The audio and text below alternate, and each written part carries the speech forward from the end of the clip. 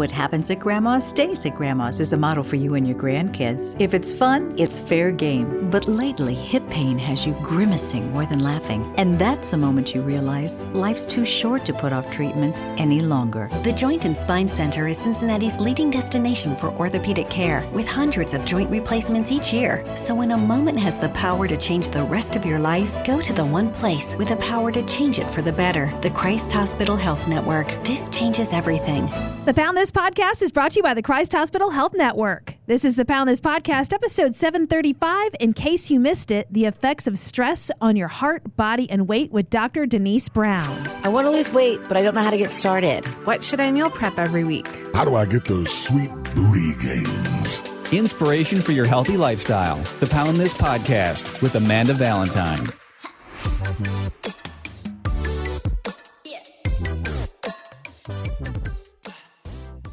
What's up? Thank you so much for listening to the Pound This Podcast. I am Amanda Valentine, and this is an In Case You Missed It episode. This originally aired in 2019, but it is a fantastic interview with Dr. Denise Brown, who is absolutely amazing. This actually came up during one of my training sessions here at the gym at Cincy 360 Fitness this week, and I was like, oh, dang, that is such a good episode. If anybody missed it, I want to replay it so you can catch it. So I'll get to that in a second. Before we get to that interview with Dr. Denise Brown, I want to tell you about my personal health coach, Sarah from Team Fit With Me, and she is accepting new clients. So if you're looking for a great health coach, especially in the new year, looking for somebody to hold you accountable, give you good information on nutrition, macros, exercise, she's got a whole team of people. She is fantastic. She can help you if you have thyroid diseases, PCOS, hormonal dysfunction, gut health conditions, plus the mental side of things, which is a big part of this whole health journey. So if you're interested in working with Sarah, you can get 10% off month one of all packages, plans, and add-on services when you go to teamfitwithme.com/poundthis, which you'll find in the show notes. My guest today is Dr. Denise Brown from the Christ Hospital Health Network. Hello, Dr. Brown. Hey, how are you? Great. So I'm so excited to chat with you today. I saw you at an American Heart Association event that we were both at, I guess about a month or so ago. Right. And you gave such a great speech where I was like, oh my gosh, I have to have her on the podcast. She's so amazing. Thank you. I want to get into that and what you're all about, but Can you give me some background of what do you do at the Christ Hospital, and just tell me all about you. Very good. Very good. Well, first and foremost, thank you so much for this opportunity. Oh, thank you for being here. It was great. I also saw you on the panel at the American Heart Association's event. Also want to say, shout out American Heart Association, because they always offer me an opportunity just to talk about stress, resilience, and science, which is what I love to do. So, and we'll talk more about that. But a little bit about me. I am at the Christ Hospital Health Network. I recently was in the Ambulatory Services Division as a Director of Operations. I had the Northern region. So I had urgent cares, I had primary care, I had internal medicine and rheumatology. Enjoyed that immensely. But an opportunity came for me to transition over to the Christ College of Nursing and Health Sciences. And so there is quite a demand for medical assistants, and I am the program director and practicum coordinator for that program. And that is very, very exciting for me. It's a brand new program. It's an associate's degree program, 16 months, where we will graduate some just incredibly talented and smart medical assistants in December of 2020. So my career has transitioned, still in ambulatory services in a sense, because a lot of the students that I am currently really, really trying to transform their lives and make them great community health advocates. They will help support the network and other systems potentially as well in ambulatory services. So it's a great fit. Got my foot in both doors, and it's a very exciting opportunity for me. That's awesome. Yeah. Well, I know when I saw you speak, you spoke about the effects of stress on your heart, and what kind of made you go into that area of study?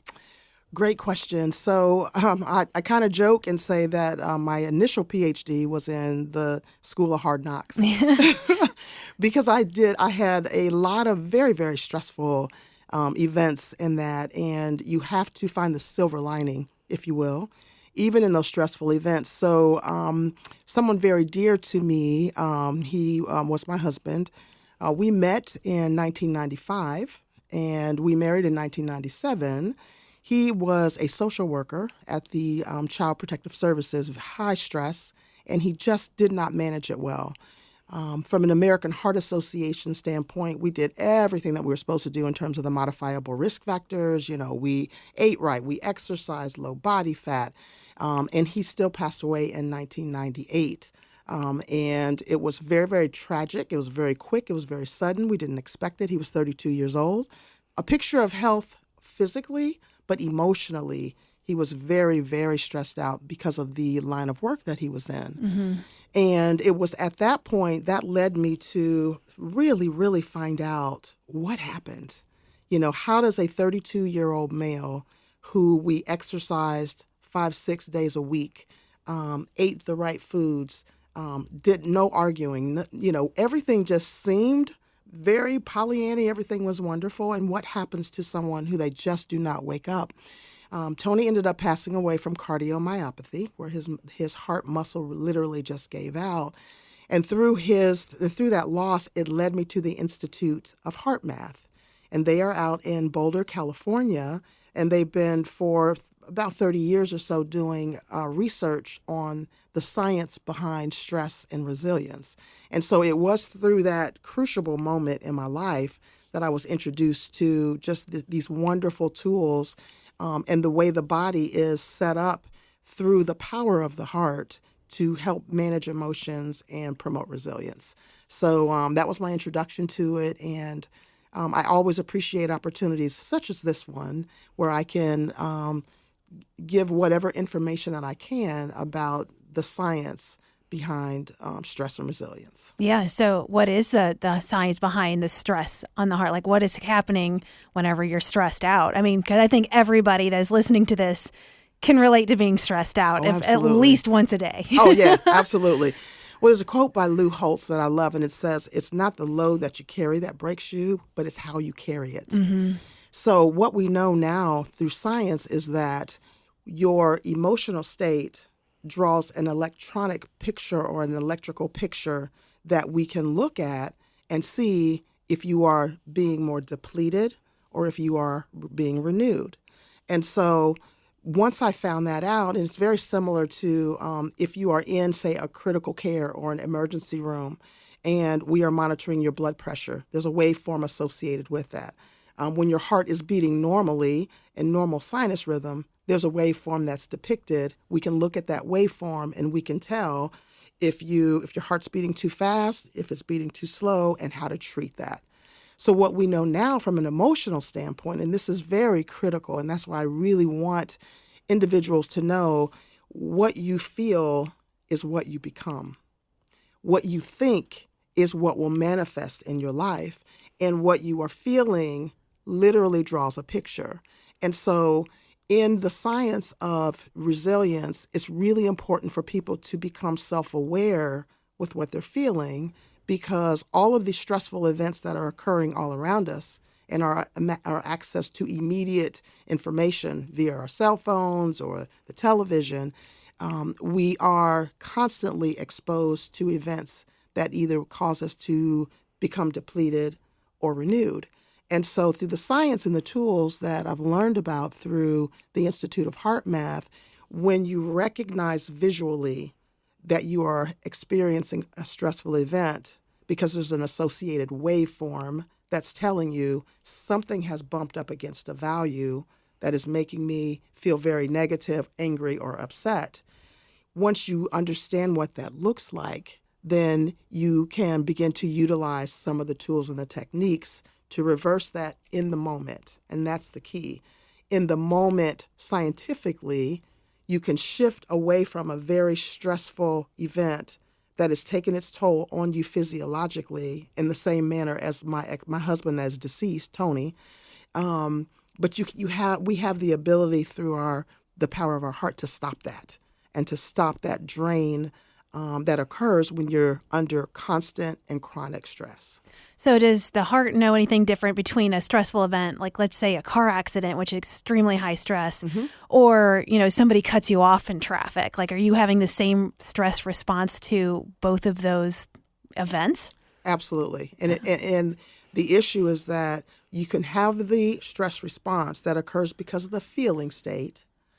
The challenge is once you have that stress response, because stress is great, it really is great in the short run when you know how to manage it, because your body is set up so that you may need to run, for instance. So say someone is coming and trying to snatch your purse, when you're walking into the store. Well, your body gives you energy through biochemicals, shoots glucose to your body to give you energy for you to get away from the event. So if you're in a car accident or if something else happens to you, your stress response will kick in as it's supposed to. What we need to take control of is the ability to tell our bodies the stressful event is over now. And so you need to come back to a state of normalcy. And many people don't have the ability to do that in the moment. And so staying in that chronic stressful state then begins to manifest itself in heart disease and diabetes and cancer and stroke and so on and so forth. So understanding and recognizing the stress, being self-aware, being very mindful is the very first thing that we need to learn to do.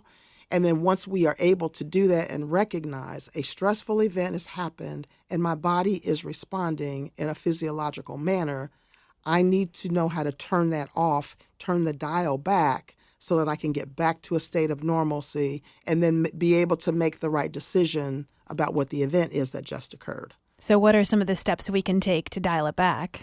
So the first thing, and I mentioned it already, is becoming self-aware. Again, cell phones, news outlets, there is just a plethora of information that is coming at us, all different angles. And that's okay. Information is great. But I believe that we've become desensitized to know and recognize that something is bumped up against the value and I am feeling very stressed. So the very first thing that we need to do is understand the physiological signs that our body shows us. So whether it is clenched jaws, whether we start to sweat, whether our heart starts racing fast, understanding that something is happening and my body is responding. That's the very first step that we need to do, because I do believe that we are so deconditioned to the constant stress that is around us that we don't even recognize that our new norm has gone to a constant and a chronic stress response. So after you understand what your stress response is, then there are various tools and techniques that can help you to minimize that stress. And the most powerful tools that I am aware of is, one, recognizing that the electrical activity of your heart is the organ. That is the organ that helps to not only bring about a reduced stress response and a reduced energy drain, but also then it synchronizes with other biological processes. So your respiratory system, your heart system, you have oscillators in your GI tract. So everything begins to follow what the heart is doing. So after you become self-aware, I'm having a physiological response, slow, deep, intentional breaths, breathing in for 5 seconds and slowing out with pursed lips very slowly for 5 seconds, and really being very mindful that I am working diligently to breathe as if my heart is a lung. And what you want to do is expand your heart as you are breathing, expand your lungs as you are breathing, and then slowly breathe out. And so what you're doing is you're immediately shifting, and there's technology, biofeedback technology, that really gives you the ability to see how effective you are at shifting from a very rapid heart rate to a more calm and more stable heart rhythm. And so the combination of those three things, one being self-aware, two, recognizing what your physiological reactions are, and then three, using your heart and deep breathing helps to minimize that stress, bring you back to a baseline, but we also know that it helps to give you energy reserves so that when you have an event that occurs 10 minutes later, 2 hours later, 3 weeks later, you can very quickly access that energy reserve, bring yourself back a lot faster when you are intentional about being resilient and breathing through your heart and building more resilience capacity is what we call it. Well, and you brought up a great story whenever I saw you speak about getting into a car accident, which I think that gives you a different state of like mindset. Absolutely. Of do you want to tell that story? Absolutely. So to introduce that slide, I have the word, very large letters, perspective. I'm sure many of your listening audience, when they're in a traffic jam or when they are in standstill traffic, become very upset. Especially if you have a deadline or you have someplace where you're supposed to be. The last thing you want to be is in on 75, which is I was headed to 75 in standstill traffic. The paradigm shift for me was leaving work the second day. It was July 2nd of this year, my second day of my new job. I turned off of Hopple Street and I merged onto 75, headed towards 74. And unbeknownst to me, a truck comes down the berm flying at a very, very high rate of speed. I start to hear tires screech and I hear impact, boom, and then I hear impact again, boom, and that was the truck hitting one car that then ran into another car. And then before I knew it, I was hit from behind. My car was turned all the way around, and I'm facing 75 south on oncoming traffic. Now, the blessing in it is that it was 10 minutes till 5 p.m. on July the 2nd. So all of the traffic was literally at a standstill. But I was literally turned around in 3-lane traffic, 4-lane traffic, whichever one it is, with cars facing toward me. And the expression on the faces of the car, one car was right beside me, 2 cars were right in front of me. Everybody was just this state of shock, including myself, that they were literally standing still. And so perspective for me is when you are in situations where you're delayed, or maybe other people are delayed, you don't know the reason or the purpose for that delay. And so on that particular day, had it been maybe 3 o'clock, 12 noon, that traffic probably would have been moving at either 65 or 75 miles an hour. 9 times out of 10, we probably wouldn't be here today having this conversation. Yeah. Yeah. So you actually, be thankful for a traffic jam. Absolutely. Right. You don't know if it's slowing you down from something that is going on up the road. You just never know why. But the main point in this scenario even is being upset about it. Is it really changing? Is it helping you speed up? Is it making the traffic move any further? Absolutely not. So being self-aware of your emotions, your feelings, especially negative ones, anger, frustration, really, really stop and think, is my feeling state about the situation changing it? And generally speaking, it's not.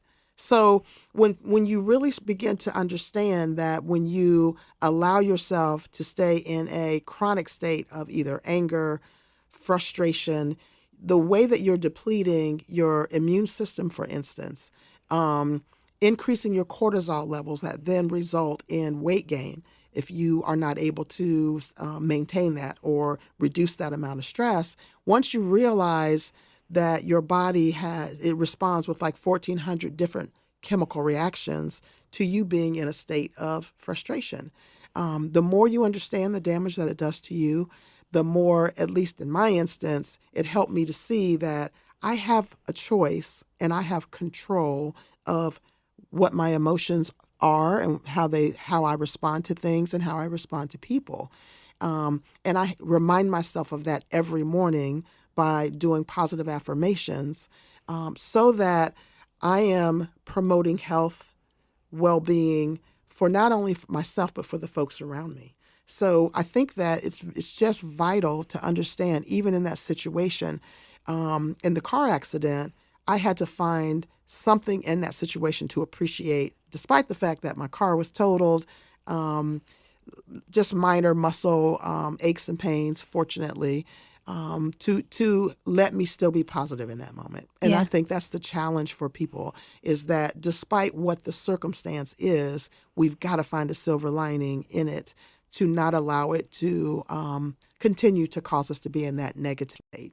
Well, I think it's definitely a practice, and I'm just using really my own life as an example for that, of where, I've had issues with stress management, and I really will get into that loop of trying to, whenever I have an event like that happen, to try to take the mindset personally to say, what is this teaching me? Yes. Not of why is this happening, and I'm so mad, of like, okay, well, this is happening for a reason, and what can I learn from this instance, instead of just being so angry and wanting to, burn the world over it. That's exactly right. That's a great way to look at it, because there's a lesson in everything if we look for it. And I think so many times, various things happen and various things occur. And again, to your point, instead of trying to figure out what could I do differently, what's the lesson for me, a lot of times we will allow the situation to cause us to begin to do negative self-talk.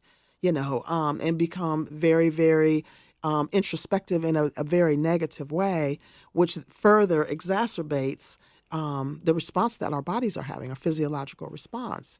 And so, to your point, what was the lesson? What can I do differently?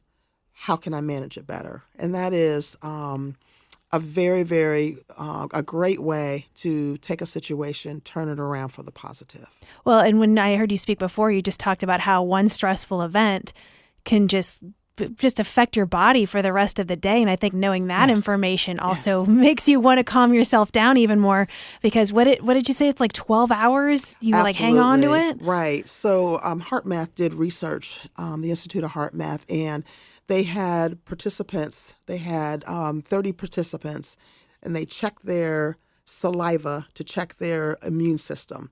And so they wanted to see how strong their immune system was at a normal baseline.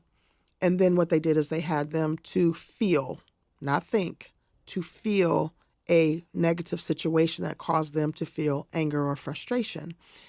They did that by showing them either videos, pictures that created that frustration to them, or they had them think on a situation that made them feel frustrated. What they found is that when they did the saliva check, again, checking their IgA immunoglobulin, the second time from baseline, the immunoglobulin had dropped 50% just in 5 minutes. They had them think and feel a situation for 5 minutes. Their immune system dropped by 50%, and it stayed down for 6 hours just from 5 minutes of feeling anger and frustration. And when I teach this, I pause after that. I just pause, and I want people to stop and think about that. And so what I do to get people to make it more realistic for the individuals is I ask them to think about the last 24 hours of their life and how many events they had in that 24-hour period where for only 5 minutes they were frustrated or angry about something that happened. So then the numbers are usually like 18 hours, 24 hours, so on and so forth. There's only 24 hours in a day. And so if you have multiple events just for 5 minutes that cause you to feel frustration, you have to be very mindful about what is happening to your immune system, because that 5 minutes takes a 6-hour toll on your immune system. And so if you are someone who is susceptible to cancer, to colds, the flu, pneumonia, you are depleting your body's ability to fight against those types of disease processes. But the good news, there's always good news. I don't like to stop with the bad news. Yeah. But the great news is if you feel love, care, or appreciation, and those are the positive emotions that boost your immune system. And those same individuals, when they had them feel those emotions, their immune system increased by 50%. Oh, awesome. Yeah, and it stayed up for 6 hours. So once you have this information, once I had it, toxic people who everything went down a negative track, or they just wanted to be angry. There are some people that don't even understand why they're angry, but they just are angry. So you have to make a decision about the people that are around you, because emotions impact not only your hormones, but the hormones of others.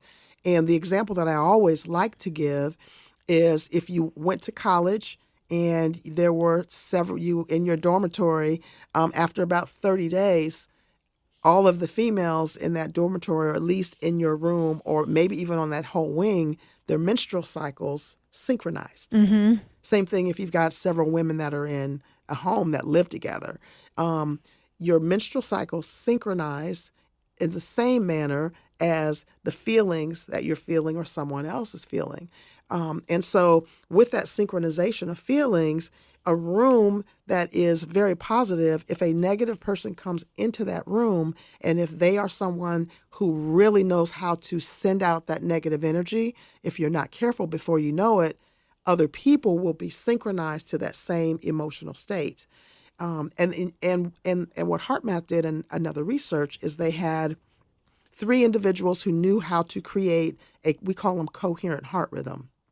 And they were wired to their freeze framers. So there were 3 people at a small table. They were experiencing love, care, and appreciation. Their heart rhythms were all synchronized to a very renewing state.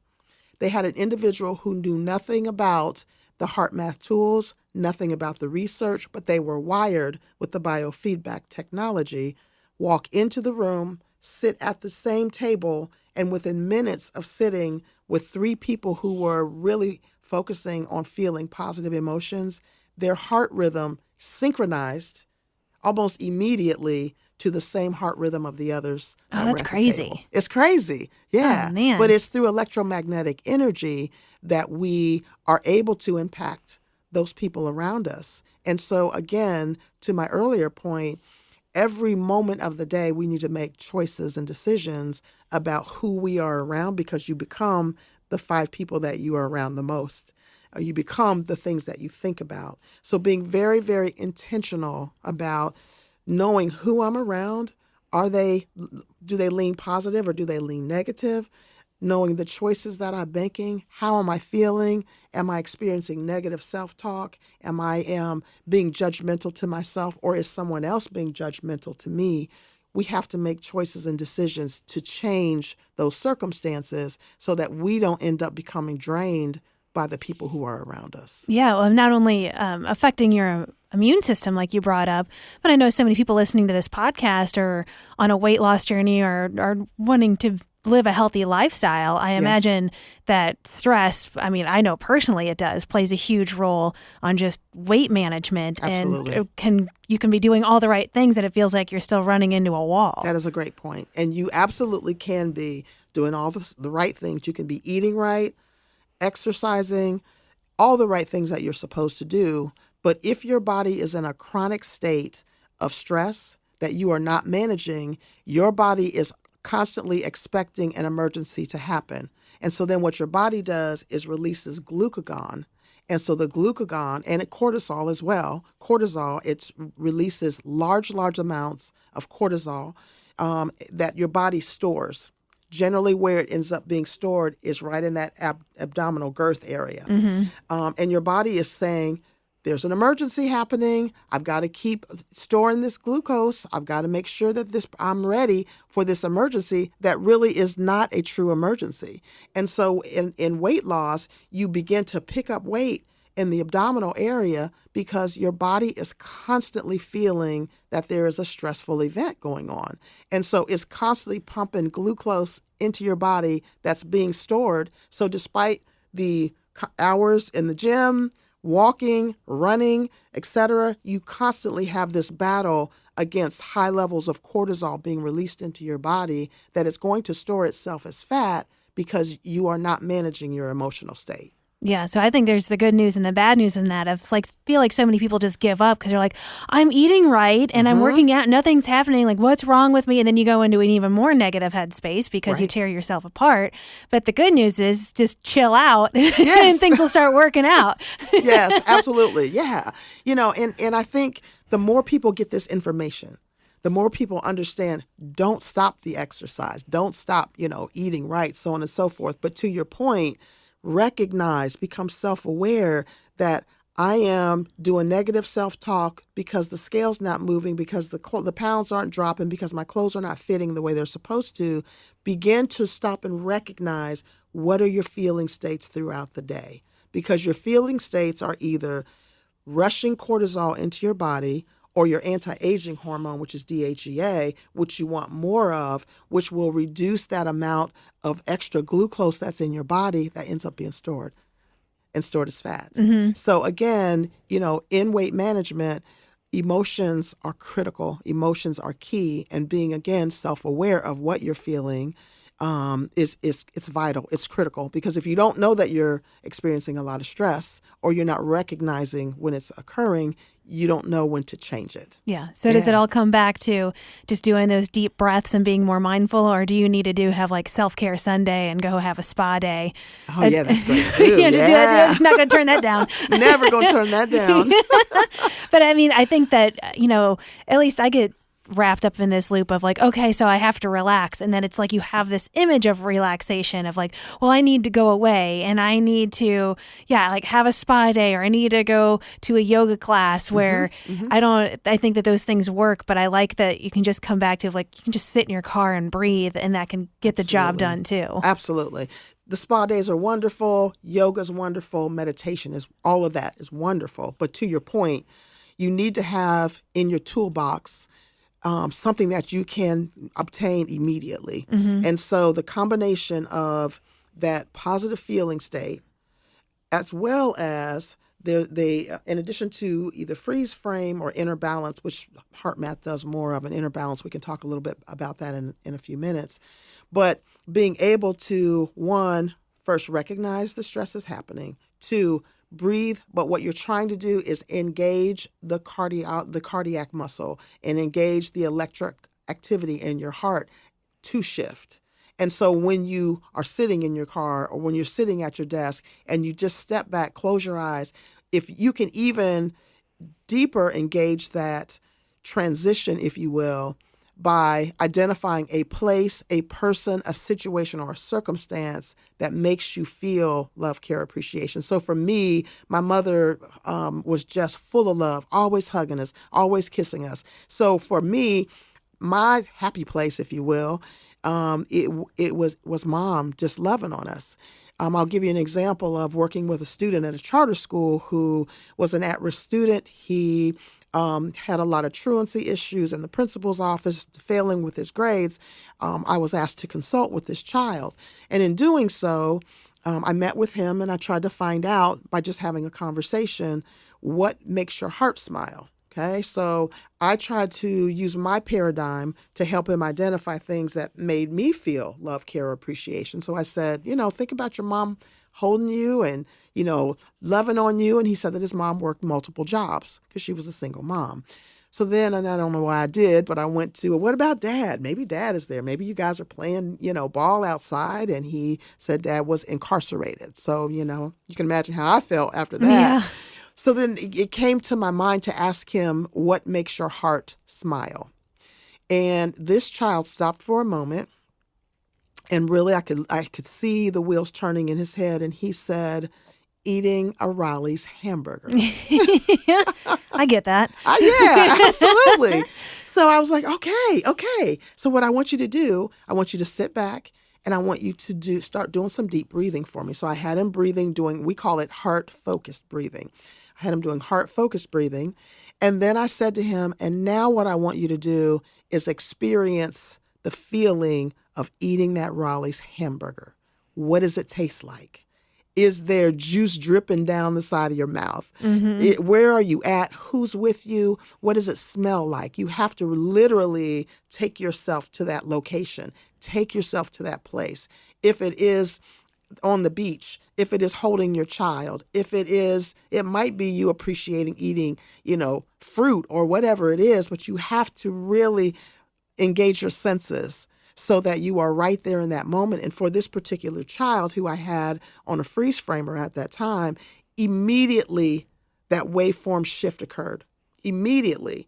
So the addition of the biofeedback that I had on him let me see that when he would get upset before taking a test, when he, when he needed to re-engage himself, I need to remind him, eat that Raleigh's hamburger. Yeah. You need to go there right now because something has bumped up against your values. And of course, great things began to happen to him. He started doing well in school. Grades started getting better, reduced amount of time where he was in the principal's office, becoming more self-aware. And those same principles will work for us. And so a lot of times when I teach this, after I tell that story, and I'll tell your listening audience, what is your Riley's hamburger?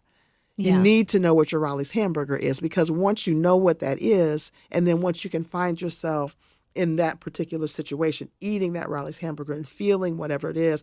Also, a cruise for me. I love water. I absolutely love water. And so another great way to experience that shift in your heart rhythm is, if you are someone that loves water, what does it sound like? What's the rustling sound like when you're listening to it? What does it look like, that deep blue sea? How does it make you feel? What does it smell like, especially if you're in salt water? And the more you practice this, though, it is necessary for you to be very intentional about making that physiological shift that occurs in your heart. So you have to practice it. You need to recognize, I have not done this for 4 hours or 3 hours. I'm going to do this first thing in the morning, at noon, whatever, whenever I have a stressful event. When I see my caller ID and know the person on the other side is getting ready to say something that's going to make me upset or respond, you have to find out what your triggers are.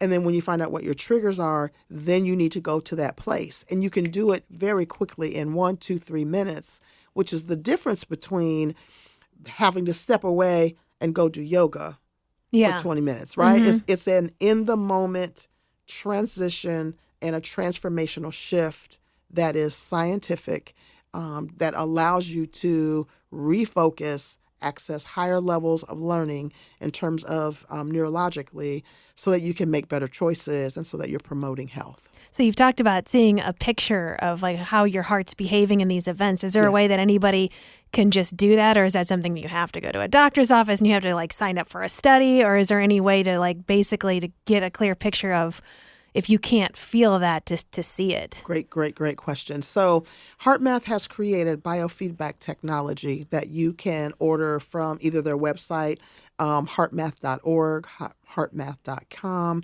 or Amazon. And it's called Inner Balance, INNER, Balance, BALANCE.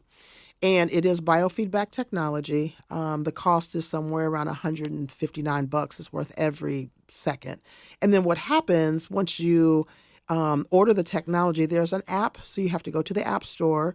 You put in Inner Balance, and an app comes up that looks kind of like the image behind you. The big tie-dye? Yeah, the big tie-dye behind you there that I'm loving. It's like it's a round heart, and it's a pulse sensor. It's very colorful. And that is how they'll know that they're on the right technology. So what happens is once you download the app, the technology, when you receive it, works very similar to pulse oximetry. If you've been in a doctor's office, or if you've been in the emergency room or in the hospital, and a lot of times they will come in, put your finger in a finger probe, and it lets them know how much oxygen saturation that you have in your body. So this technology works very similar to that, but there is a sensor that attaches to your ear, and then it attaches to your mobile device. So whether or not you are on Apple or if you're on Android, it works the same. And so once you plug it in, the technology has a tutorial so that it walks you through how to set it up, how to use the technology. But once you connect to it, then you can see literally at the top of the app your waveform, and you can see if it's very erratic, meaning you're very incoherent, or if it's a very slow, very consistent waveform, but it shows you that. And so the beauty of the technology is once you learn and once you see when your heart rhythm makes a physiological shift, then you know the associated feeling state that created that change. That's and awesome. It's so very powerful. I really, really encourage your listening audience to consider that. Again, it's Inner Balance. It is an app, and it's biofeedback, about $159 or so bucks. You can also get it from heartmath.org, or you can get it from Amazon. But it is a wonderful way for you to be able to get a visual depiction of whether or not you are stressed or whether or not you are being renewed. Because our body's always trying to achieve homeostasis. So you're in one of those states all the time. You're either renewing your energy or you're depleting it. And that technology is a wonderful way for you to identify what's happening in your body. Is that something you just wear on your ear all day? So I actually used it in my Ph.D. research, and just incredible, statistically significant results from 2 hospitals. And those 2 hospitals I worked with, emergency nurses at Yavapai Regional Medical Center in Arizona, and then I worked with the administrative team at Eastern Idaho Hospital. And in both situations, I had them use the technology first thing in the morning when they got up, at noon, and then in the afternoon, evening, either when they were on their way home or after they first got home.